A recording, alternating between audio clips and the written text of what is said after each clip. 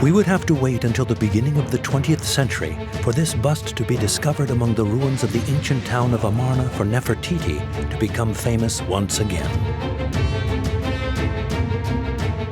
This is quite a comeback for a woman whose contemporaries swore they would make her disappear from the history books.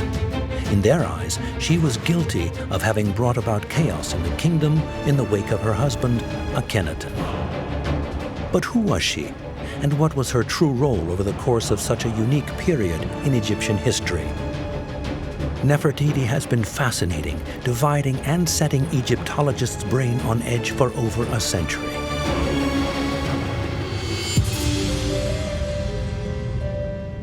On the 26th of November, 1922, the British Egyptologist Howard Carter discovered Pharaoh Tutankhamun's intact tomb, unearthing one of the most tremendous archaeological treasures of all time.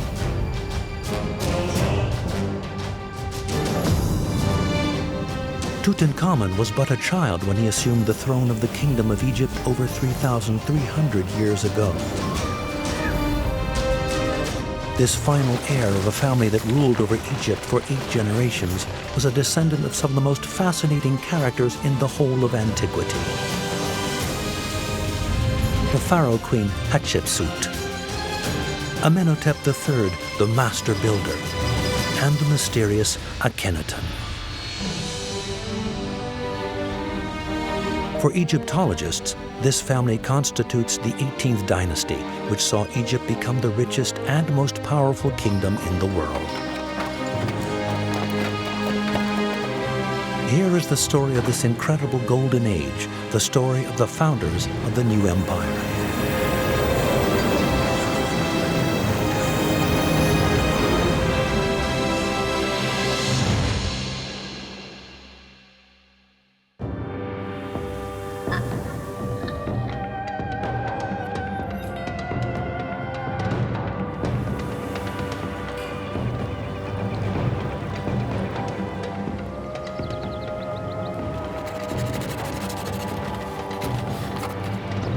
Nefertiti was represented as the personification of female beauty for Egyptians at the time. She was the most beautiful Egyptian woman.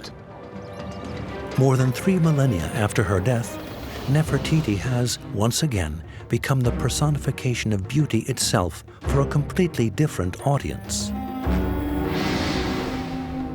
German archaeologist Ludwig Borchardt rediscovered this exceptional bust in 1912 while he was working at the ruins of the town of Amarna. He immediately wrote down his impressions. Farben wie eben aufgelegt. Beschreiben nützt nichts. Ansehen. He is writing it in German that the colors are so fresh, like actually applied to the bust, and he says, okay, there is no help to describe it. You have to look at it.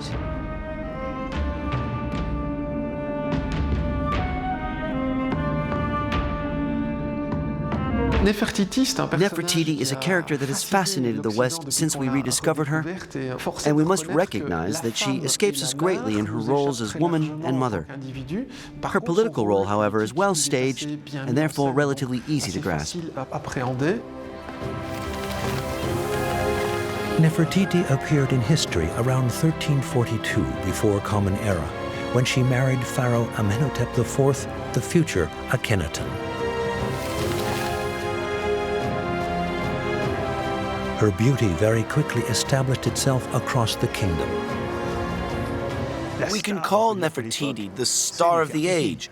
Nefertiti was everywhere. We have as many representations of Nefertiti as we do Akhenaten.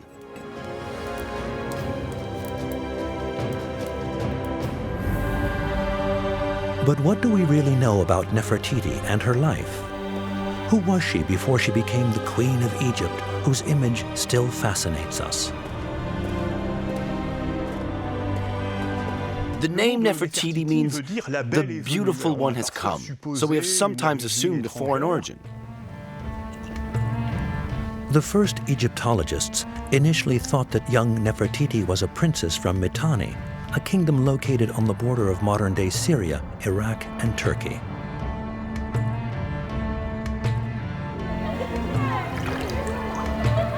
Before becoming the great royal wife of Akhenaten, this princess would have belonged to the harem of her father, Pharaoh Amenhotep III. But that point of view is completely gratuitous and useless because Nefertiti is a purely Egyptian name. There is no reason to have her come from abroad. Nowadays, we consider Nefertiti as being well and truly Egyptian. Her name, the beautiful one has come, echoes the goddess Hathor, one of the oldest deities in Egypt. This goddess of love and beauty was herself nicknamed the Returning Beauty, like the Nile flood, whose arrival she triggered every year. Nefertiti alludes to the goddess Hathor, who is the companion, the female component that completes the figure of the sun god. And if the king is a kind of an incarnation of the sun god, he must, of course, have his Hathor, if you will, in the form of Nefertiti. The name Nefertiti was therefore engraved into Egyptian tradition, and it was a name that was predestined to become Queen of Egypt. But her name aside, what else do we know about her and her roots?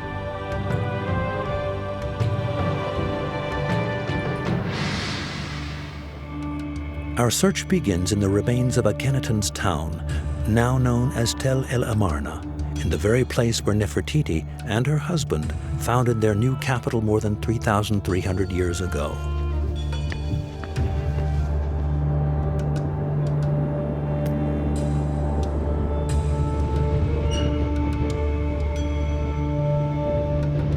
Mark Gabold is an Egyptologist. He has spent the last 30 years patiently tracing back this queen's identity. He believes that the clues that teach us the most about Nefertiti's family can be found in a tomb in the Amarna necropolis, the tomb of a so-called Ai.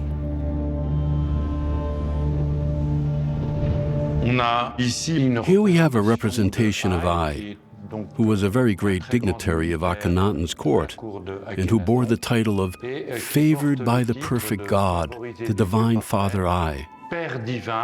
And divine father means that he was considered as a father for the king in a way, either due to his moral authority or because he was a member of his family. But what else can this title of Divine Father or Father of God teach us? Who usually bore it? We know that the king's father-in-law was called Father of God, which is a hugely significant Egyptologist argument in favor of this hypothesis that Ai could have been Nefertiti's father. That's personally what I think. To the great displeasure of Egyptologists, Nefertiti never seems to have made the identity of her parents clear. They are therefore reduced to mixing and matching sources to form their beliefs.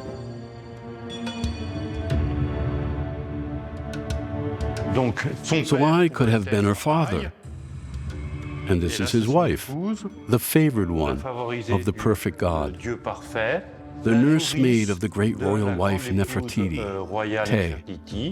Te. We are certain that Te was the queen's nurse. She was not called the queen's mother, so she was not the queen's mother, but she was her nurse. But it may be a little bit more complicated than that. If we imagine the king and queen playing the role of practically fully fledged gods, we can't present human people as being the parents of gods. So Nefertiti's mother would be presented as the person who breastfed her. It's a metaphorical way to say it's her mother. The divine father, Ai, may then be Nefertiti's father. As for Te, she was her nurse, and maybe even her mother. Today, this theory is convincing more and more specialists, despite there not being any traces of writing to prove it. Nevertheless, Egyptologists are certain about other aspects of Nefertiti's family. For example, they know she had a younger sister. Her name was Nefertiti, which is a very traditional name. She is depicted here as the sister of the great royal wife, and her being depicted in Ai's tomb probably indicates that she is also linked to the family of Ai and his wife Te.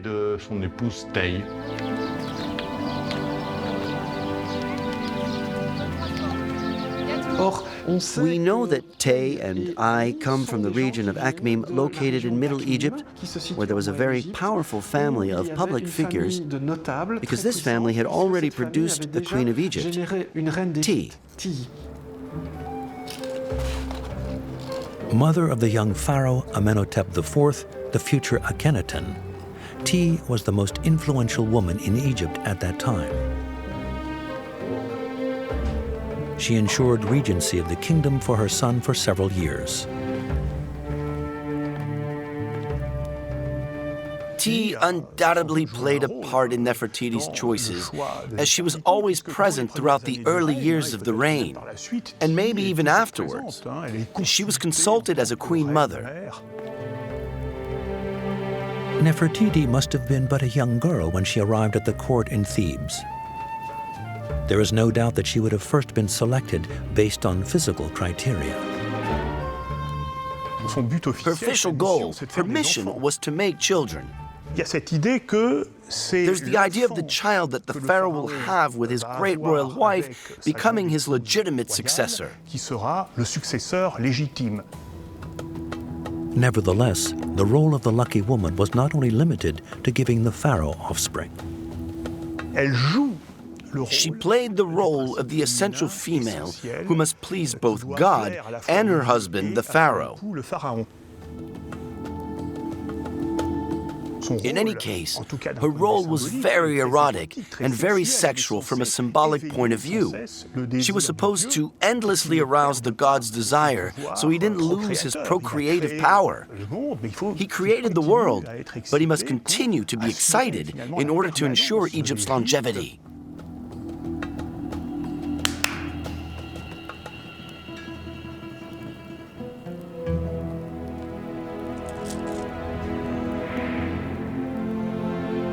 But although Te chose this young girl to become her son's great royal wife, family considerations also had to be taken into account. At least, that's what an increasing number of Egyptologists believe. In fact, when queens had to find wives for their sons who were old enough to get married but still a little young, so undoubtedly easy to manipulate, they would always begin by searching within their own families, which is a good strategy to strengthen ties in the reigning family. Te and her powerful family group, who came from the region of Akhmim, would have used this strategy countless times. In 2010, genetic analyses were carried out on mummies from the 18th dynasty found in the Valley of the Kings. They showed that Te and her husband, Pharaoh Amenhotep III, were not just husband and wife, they were first cousins. Te's father and Amenhotep III's mother were brother and sister and belonged to the famous family of Akhmim. But what do we know about Nefertiti? Was she also part of this family group? Egyptologists are studying the divine father Ai, the man they suppose to be her father. Was he related to Te?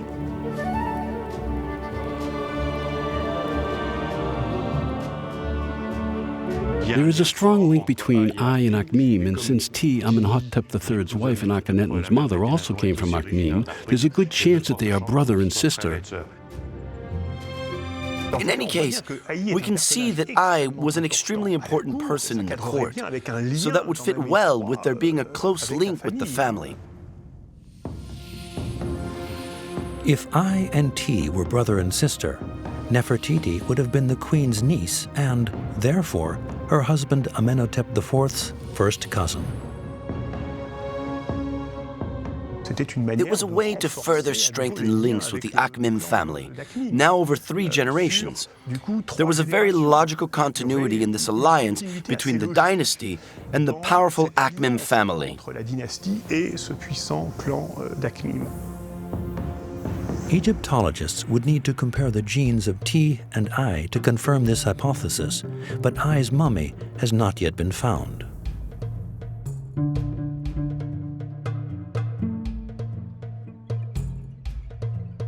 It's also many things we don't understand. And we have many theories. Every Egyptologist has his own theory about what happened. But I don't believe in the theories. I believe in facts. While we wait for new discoveries to confirm or disprove archaeologists' intuitions, they do at least agree on other points, especially Nefertiti very quickly becoming essential to her husband. Nefertiti married Amenhotep IV, the future Akhenaten, in his 4th year. Before that, she was completely absent from all the sources that we have, but she became almost omnipresent from that moment on.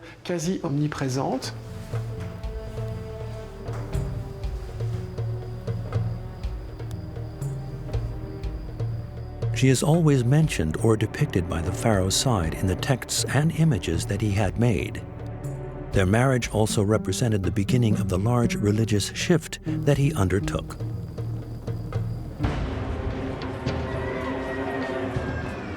Until that point, Amenhotep IV had adored the several Egyptian deities like his ancestors before him, particularly the god Amun, the protector of royalty. This god had an influential clergy that was almost as rich as the crown.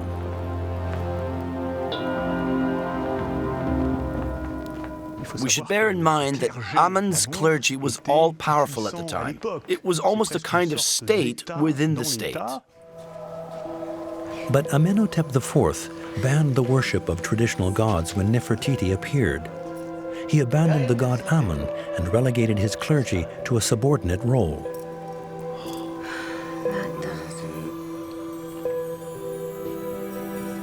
Akhenaten and Nefertiti were the pharaonic couple that tried to reign without priests.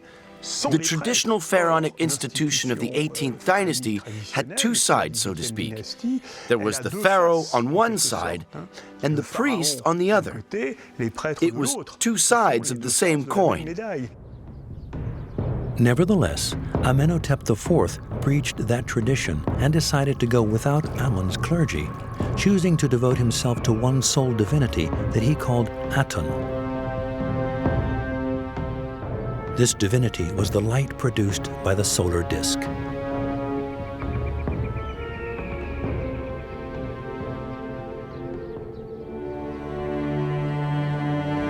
This religious questioning and the conflict with Amun's clergy led Amenhotep IV to another decision. It was symbolic and unheard of for a reigning pharaoh. He also included Nefertiti, his great royal wife. He decided to no longer use his name Amenhotep, which means Amun is satisfied, Amun being the god that initially supported legitimate royalty in Egypt, to become Akhenaten, the one who is useful to Aten. Nefertiti also had her name modified immediately afterwards. But this modification wasn't exactly a name change, but a complement that was added to her name. So she was no longer simply called Nefertiti, but Neferuaten Nefertiti. Neferuaten means perfect is the perfection, or beautiful is the beauty, because it's the same word in Egyptian of Aten. And that shows Nefertiti's ideological role very well. She personifies this perfect beauty of the sun god on earth.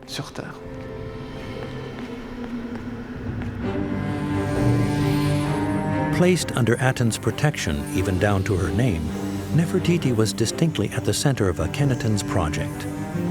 Some people see the first historical example of a monotheistic religion in this project. You have the Aten at the top, so this is the creator god, blessing the prophet of that new religion, Akhenaten, and the female counterpart, which is necessary. Without the female counterpart, nothing would exist. Now the essential female half to her husband, Nefertiti wasted no time in giving him a numerous descendants. They became the parents of 6 daughters in less than 9 years.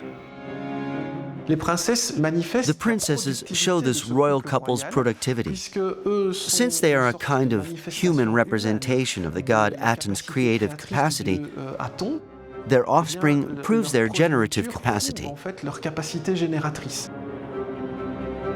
So, the princesses appear in the reliefs like miniature adults in accordance with Egyptian art conventions at the time. But respect for convention ended there for Nefertiti and Akhenaten because the royal couple, who were the intermediary between the people and Aten, depicted themselves in artwork with completely renewed codes. Not only were Nefertiti and Akhenaten represented in very astonishing forms for their time, but they especially chose to show themselves during moments which had never been depicted until that point. In the Egyptian Museum, Egyptologist Salima Ikram deciphers this new style that was created when Nefertiti entered Akhenaten's life. At this time period, each house had a shrine. And in the shrine, instead of an image of a god, you had the royal family. And what's unusual is you would think, the king, the queen, all looking formal. But no, you see the Aten blessing their royal family, and they're shown here beautifully as a family. And unusually, they're shown like live children who are saying, pay attention to me, do this, do that. So you can see the kid reaching up to its mother, the other one saying, no, pay attention to me, not to my sister. Someone else saying, Papa, do this, dangling little toys. It's such a lively, real scene showing family life. This is a unique moment in Egyptian history. Not before and certainly not after do you see this kind of, casualness in the royal family and intimacy being depicted. They are represented in artwork that played with new codes. In other words, we feel like we're there seeing them hold hands, hug each other, touch each other on the head, and even kiss and play with their children. We obviously know that the historical reality was quite different. We know that these children, like all the royal children of the 18th dynasty, I would almost say all royal children throughout history, had private tutors and nannies. I doubt that Akhenaten and Nefertiti had much time to dedicate to caring for their children's education and guidance on a daily basis. This staging of the couple and the family, which would not exist without Nefertiti, continues to intrigue Egyptologists even today. 2,000 plus years, the Egyptians had had this very formalized way of dealing with deities. So this was a complete change for people to have this king who looks like sort of a jolly family man, just like they themselves were. It's very hard to understand what was going on in Akhenaten's mind or that of his advisors, because this is one of the weirdest mixtures of religion and PR that we have encountered. We have what we can call a screen for propaganda. We can't completely know what Nefertiti really thought of all that. What we are sure of is that her husband used her image in displays that teach us a lot about the official ideology. But we can't really find out anything about real life from them.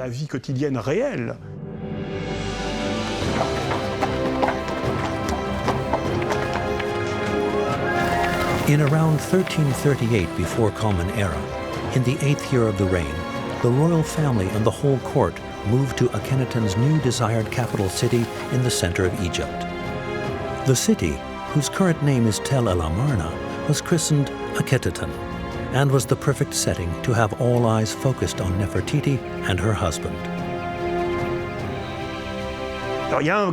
There was a large palace in the center of the city where the king and queen Nefertiti worked during the day.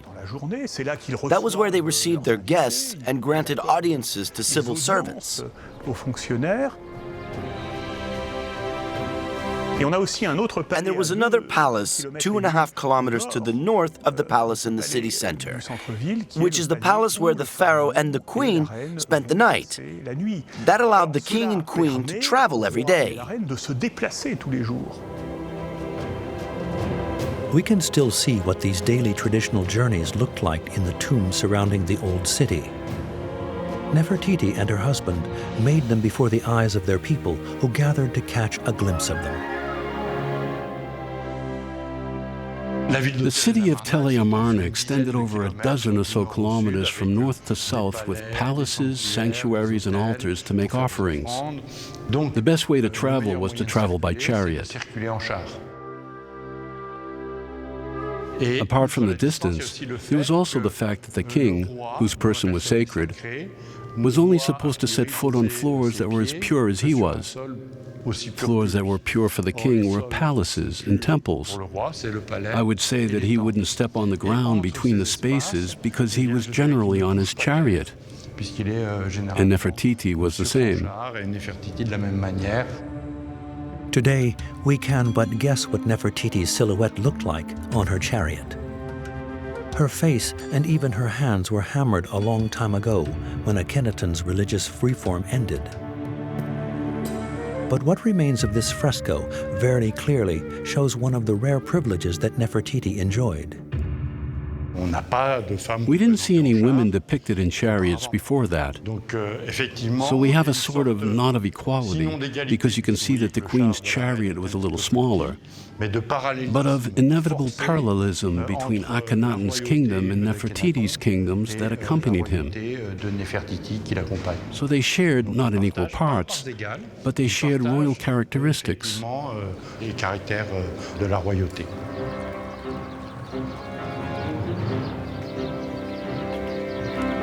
Nefertiti and Akhenaten also shared the services of the royal artists, so Egyptians across the kingdom could see the features of their sovereigns who were the incarnation of Aten.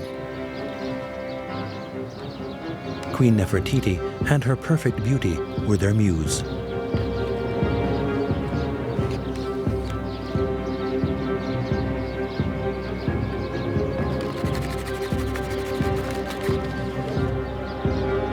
This is Thutmose. Today we would call him the official portrait artist of the court. But his favorite art form was not drawing, but sculpture.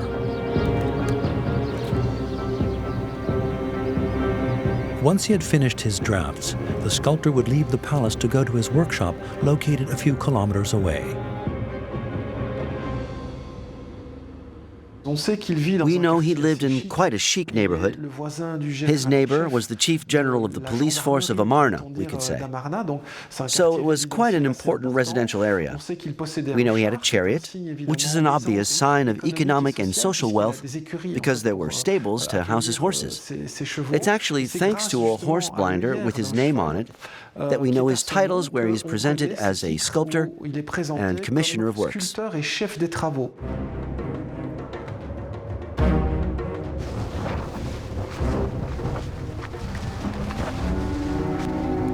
There's a nice piece of granite. If we walk around, we can see stones which aren't local stones, such as granite from Aswan, sandstone from Jebel el-Silsila, quartzite. We have small fragments that show that these materials really were worked here.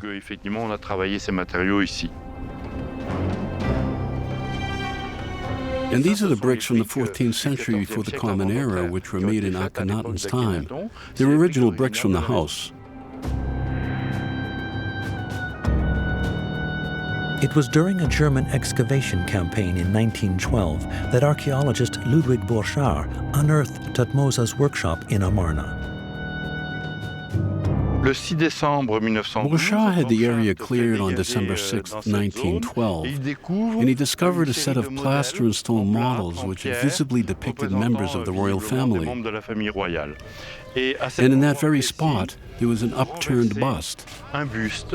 It had fallen upside down with the crown facing downwards. So all he could see at the beginning was the base of an upturned bust. But when he removed it, it was an intact Nefertiti. It only had a few pieces of ear missing, which he quickly recovered. And the bust was sent to Berlin, where it remained relatively hidden for over a decade. And it wasn't until 1922 and 1923 that it would finally be exhibited to the public. And we can see that this woman really was very beautiful, and her beauty was timeless.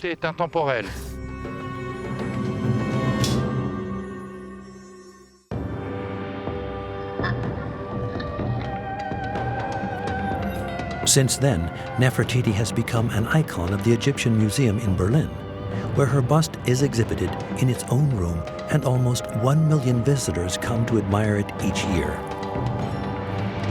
Friederike Seefried, Egyptologist and director of the museum, has the honor and responsibility of watching over this exceptional sculpture and the memories of its discovery.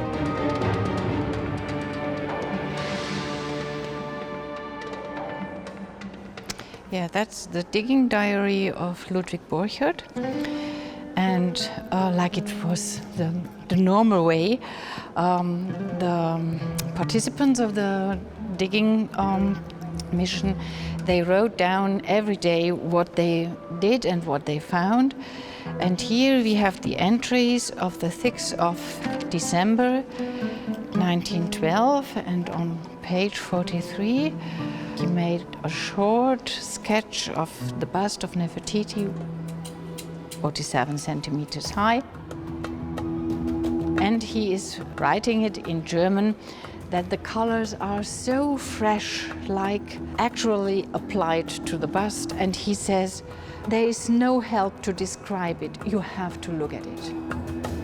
That shows that he himself was astonished about the brightness of the colors of that piece. When we read Borchardt's writings, he literally fell in love with the colored queen, as he calls her. He was fascinated by the beauty of the features attributed to Nefertiti, which corresponded. It's a kind of historical coincidence to the aesthetic and art nouveau of the time. Ludwig Borchardt did not only find the bust of this colored queen in Thutmose's workshop at the plot in Amarna. He unearthed dozens of other plaster and stone sculptures depicting Nefertiti and the royal family.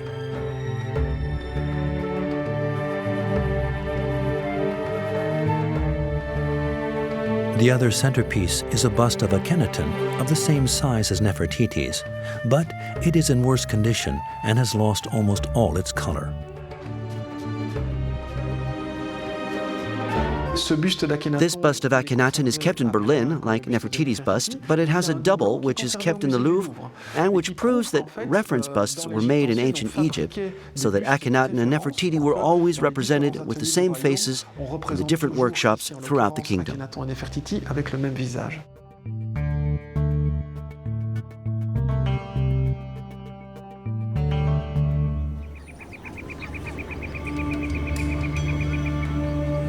Nefertiti's bust may therefore have been the official model of the queen made in Thutmose's workshops during the period when the court was located in Amarna. But was this portrait a true reflection of Nefertiti's appearance? A curator at the Museum of Berlin did an experiment a few years ago whereby he projected a proportion grid similar to the one used by Egyptian artists onto a replica of the bust. This grid was measured in fingers, the unit of the time, which measured precisely 1.875 centimeters. He was surprised to see that all of the features on Nefertiti's face fell on a line or intersection of lines on the grid measured in the unit of the time. And we know very well that there are practically never symmetrical faces in human reality. That proves that Nefertiti can't have looked like that, and that her portrait has been mathematized.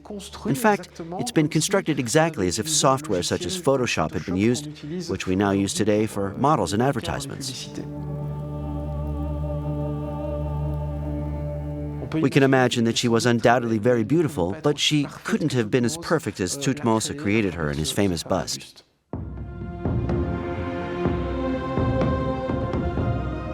Nefertiti therefore did not exactly resemble this image, but if we trust the qualifiers which systematically accompanied her name, she must have been a very charming woman nevertheless.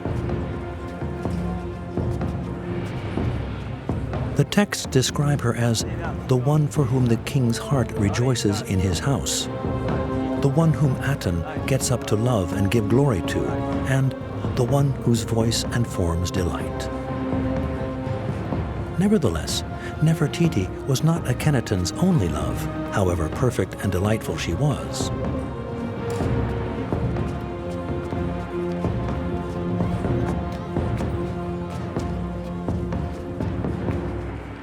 We know full well that Akhenaten had other secondary wives, including a real harem. One of the wives of Akhenaten, whose name we do know, is Kia. And her name is unusual. It sounds as if she might have been a foreigner. Kia is someone who has been widely written about in Egyptology because we've realized that she played an important role in the pharaoh's harem. In order to seal unions with sovereigns who were political partners at the time, the kings of Egypt would systematically marry their daughters and their sisters. Kia may have been the daughter of the king of Mitanni before becoming one of the king of Egypt's wives.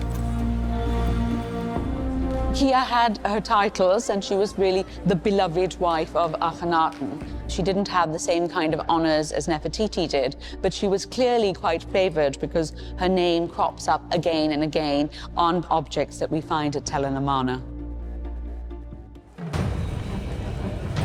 Nefertiti therefore has to put up with the presence of Kia and probably several other women throughout her married life. So, the Aten iconography depicted the official couple, Akhenaten and Nefertiti, with Nefertiti as the great royal wife. And Akhenaten and Nefertiti's union showed the love that Aten filled the world with in the same way as his rays and beauty. And Kia's presence obviously shows that this imagery is only a projection of the ideology and that Akhenaten must have shared his heart between at least Nefertiti and Kia, and maybe even other women. It's a projection that we wanted to read into romantically, but I don't think that makes much sense in ancient Egypt. Nevertheless, Nefertiti probably had a chance to definitively get the upper hand over all these other women in the 12th year of her husband's reign. That year, Akhenaten convened the princes dominated by Egypt and who came to pay their annual tribute in his new capital. Nefertiti was at the center of these celebrations. After having given him 6 children, more and more experts think that she was then expecting a 7th child, Prince Tutankhaten, the future Tutankhamun. Although it seems clear that Tutankhamun's father was Akhenaten, who was his mother? And this is something that has perplexed scholars. So some people have put forward initially that there was another wife of Akhenaten called Kia, who was actually the mother of Tutankhamun. Another theory that is very popular is that Nefertiti was the mother of Tutankhamun. Kia is quite regularly associated with a child that is systematically a girl. So I'm convinced that Tutankhamun, who was born Tutankhaten, was the 7th child of the royal couple Akhenaten and Nefertiti.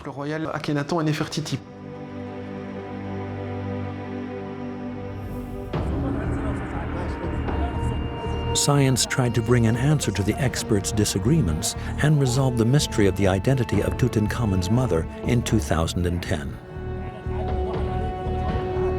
Professor Zahi Hawass directed this research on the royal mummies of the 18th dynasty. He tells us how he and his teams proceeded. I began to collect all the mummies that we have of the family. We have the mummy of Yuya and Tuya. Yuya and Tuya were the father of Queen T. We have the mummy of Amenhotep III. We have the mummy of Tutankhamun. But we have suspect mummies. These suspect mummies included 2 women found together in a tomb in the Valley of the Kings in 1898. The first, christened the Elder Lady, was around 60 when she passed away. By comparing her genetic heritage to that of mummies already authenticated, Zahi Hawass and his teams were able to formally identify her as being Queen T, as she is both the daughter of Yuya and Tuya and the grandmother of Tutankhamun. this Queen T with the beautiful hair. The hair of Queen T made everyone in Cairo to talk about this hair. The other suspect mummy was a young woman, aged between 25 and 35 when she died. She is nicknamed the Young Lady, and the genetic analysis spoke for themselves here too. And we found out the younger lady, she was the mother of Tutankhamun, actually, but no name. Although the DNA does not allow us to give her a name, it gives other clues about her identity.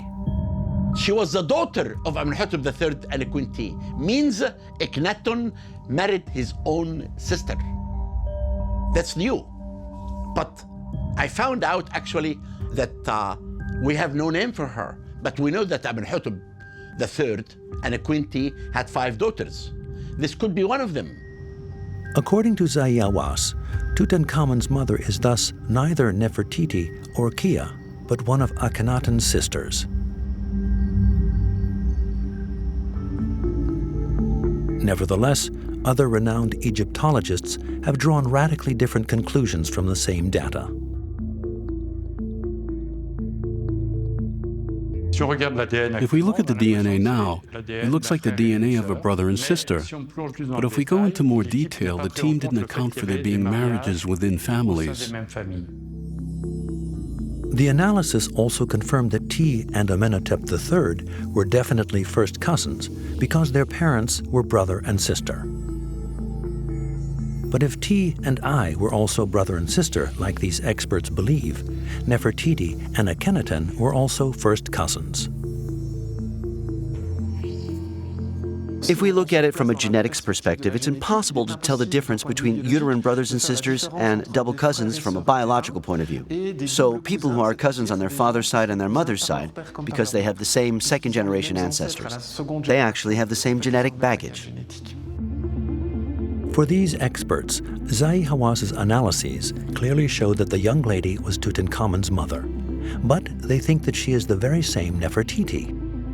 The DNA opens up this possibility, but doesn't make it compulsory. We could see it as being a brother and sister, but we could also clearly show it being 2 double cousins coming from marriages between first cousins.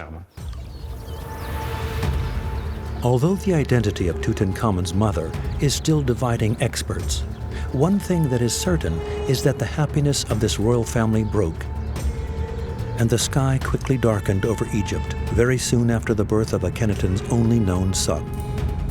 An epidemic fell over the kingdom, taking down at least 3 of the royal princesses one after another, as well as the queen mother, T. Until recently, Egyptologists were sure that Nefertiti had also succumbed to the epidemic. She seems to have disappeared from all historical sources just as abruptly as she appeared.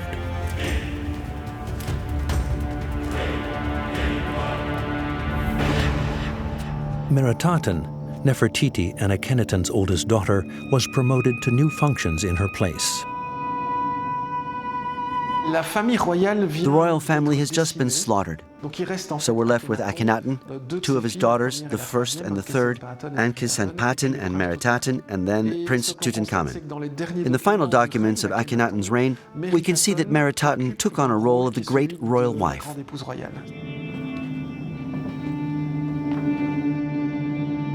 With Nefertiti gone, specialists assumed that Meritaten had replaced her mother and exercised in power with Akhenaten, power that she was thought to keep after her father's death.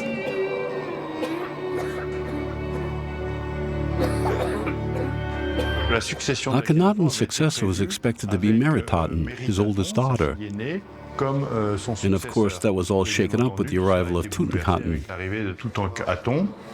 But it's likely that Meritaten decided to reign for herself rather than simply preparing the way for her younger brother, who was 4 or 5 when Akhenaten died.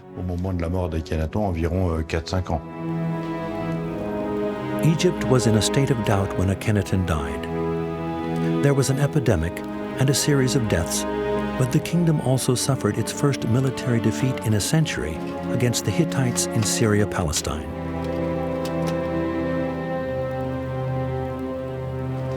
And it seems to be Meritaten who managed the crisis, but in any case, we're absolutely certain that there was a female pharaoh between Akhenaten's and Tutankhamun's reigns.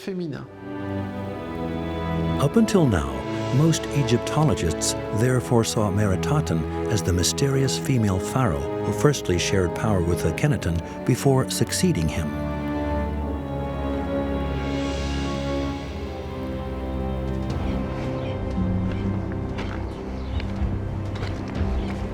But a new discovery made by a Belgian team a little under 10 years ago called this whole theory into question. We are going to Deir Abu Hinis, 16 kilometers to the north of Tel El Amarna, with Egyptologist Stephen Harvey to find out more. The stones used to construct the ancient capital of Akhenaten were taken from these cliffs.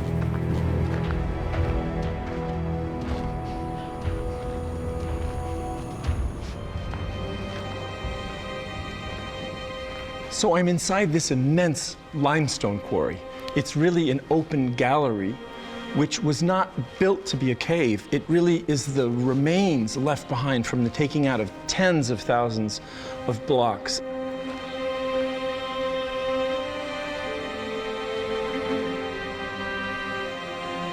What we have here is an immense column supporting the ceiling of this quarry, and it's much larger than I expected. It's truly huge. And it's a pillar formed from carving out the blocks, and on it, in huge hieroglyphs, about 5 lines of inscription. Only the experienced eyes of an Egyptologist are able to decipher what we see as an almost rubbed-out trace of ink, which was left there over 33 centuries ago. Even at this distance, I can see the thing that really brought us here is the very first part, which is the year inscription, the date. It says year 16 in the first month of the inundation season on the 15th day. And it goes on to praise and mention the formal name of King Akhenaten. And in the next line, Nefertiti, the queen, and still called the great royal wife, the king's main wife. It's changing everything. People thought she had died. They thought maybe she was banished to another part of the country. Other people thought that she was replaced by another queen or by her own daughter. And this is extraordinary because before this inscription was discovered, in just the past 10 years, we didn't know that she was still alive. During this somber period, Akhenaten perhaps feared that his reforms would be extinguished with him. Nefertiti, his great royal wife, was surely the most capable person to carry out his work after him. It is for this reason that some Egyptologists therefore think that, after the deaths of his mother and his children and the military difficulties in the kingdom, he decided to bring Nefertiti into power even more closely than before and to make her a pharaoh queen by his side.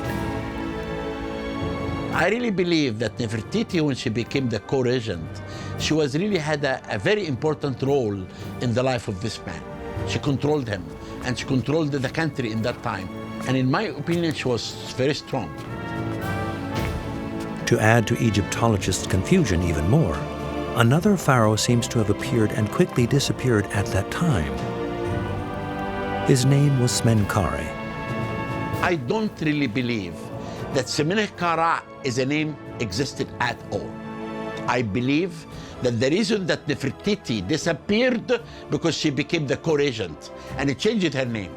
And after Akhenaten died, she ruled, and she was called herself the throne name by Semenkhare.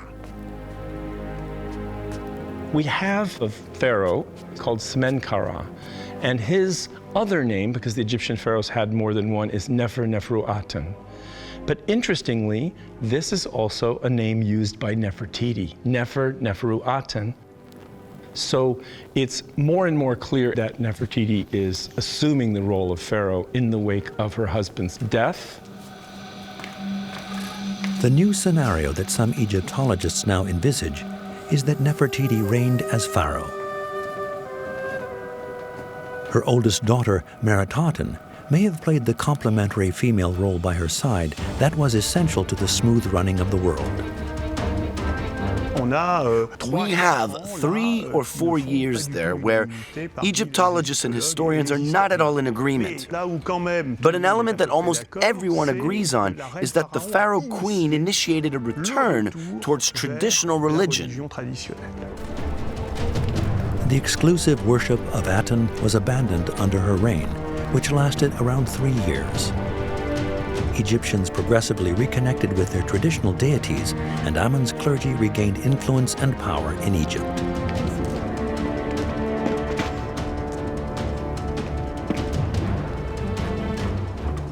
But this pharaoh queen was then removed from the official annals. So this period remains one of the most mysterious in Egyptian history until the first year of Tutankhamun, where we begin to have some elements and some certainty once again. Nefertiti really ended up thumbing her nose at history when she resurfaced from oblivion after more than 3 millennia. But this queen, known for her beauty and who maybe became pharaoh, kept very many of her mysteries close to her chest.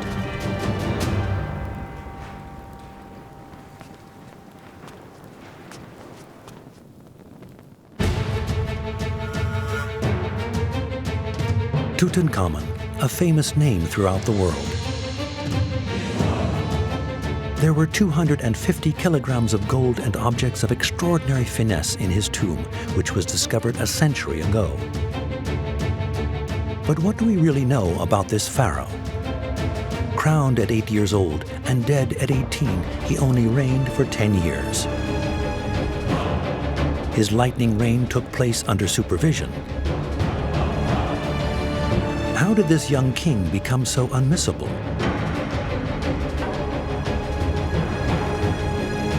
Discover the secret story of one of the most exceptional figures of ancient Egypt.